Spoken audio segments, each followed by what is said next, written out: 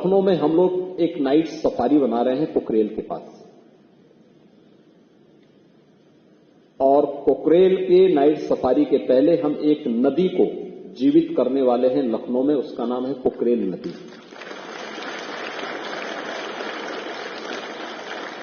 कभी पोखरेल नदी थी जो गोमती की सहायक नदी थी, आदि गंगा, गोमती को आदि गंगा भी कहते हैं।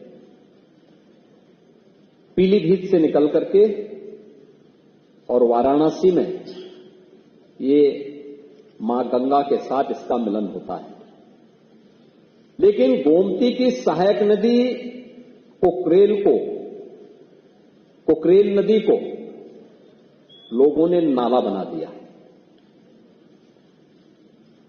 नाला बना करके उसमें अवैध निर्माण कर दिए, कब्जे हो गए,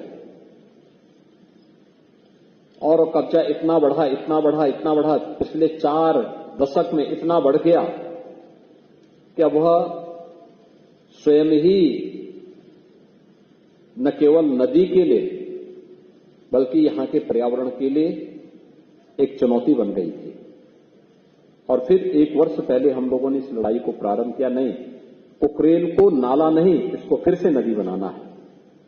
और नदी बनाने के लिए उस लड़ाई को यहां से लेकर के सुप्रीम कोर्ट तक हम लड़े, और मुझे प्रसन्नता है 8000 से अधिक ऐसे जितने इल्लीगल स्ट्रक्चर थे उन सबको हम लोगों ने उसके पेड़ से अब तक निकाल करके बाहर फेंका है, उसको हटाया है। जिनका पुनर्वास होना था उन्हें पुनर्वास भी किया है, जिन्हें दंडित करना था उन्हें दंडित भी किया है। और नदी, आप आश्चर्य करेंगे कि अभी 8000 स्ट्रक्चर हटे हैं, लेकिन इतने स्ट्रक्चर हटने के बाद नदी में पानी के नए स्रोत फूटते हुए दिखाई दे रहे हैं। यानी जब गर्मी थी, जब नदियां सूख रही थी, जल के स्रोत सूख रहे थे, तब पोखरेल में नए जल के स्रोत फूट रहे थे।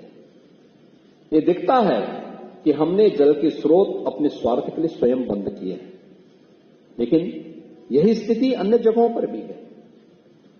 हमने कभी भी उस दिशा में प्रयास नहीं किया है, और इको टूरिज्म डेवलपमेंट बोर्ड इस बात के लिए हमें आगाह कर रहा है कि ज्ञानवर्धन के लिए भी, मनोरंजन के लिए भी हम अपनी प्रकृति के इस उपहार का उपयोग करें, लेकिन इसके साथ साथ आने वाली पीढ़ी को एक लंबे समय तक ये उपहार इसी रूप में मनोरंजन और ज्ञानवर्धन के रूप में प्राप्त होता रहे। इसलिए इसके संरक्षण की जिम्मेदारी भी हमारे ऊपर होनी चाहिए, हर पीढ़ी को अपने ऊपर लेनी पड़ेगी।